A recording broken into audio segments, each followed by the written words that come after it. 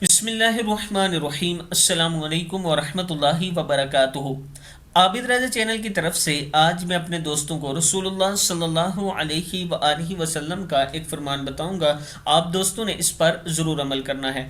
रसूलुल्लाह सल्लल्लाहु अलैहि वआलिहि वसल्लम ने इरशाद फरमाया, कुरान पढ़ा करो क्योंकि वो क़यामत के दिन अस्हाब कुरान का सफारशी बनकर आएगा। यानी जो लोग कुरान पाक पढ़ते थे दुनिया में, कुरान पाक उनका सफारशी बनकर आएगा। सही मुस्लिम की हदीस है।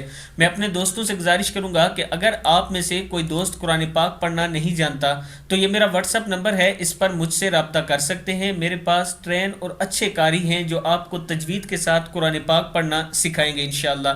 डेली की एक स्टूडेंट की जो हमारी क्लास होती है वो आधे घंटे की होती है और हफ्ते में हमारी 5 क्लासें होती हैं।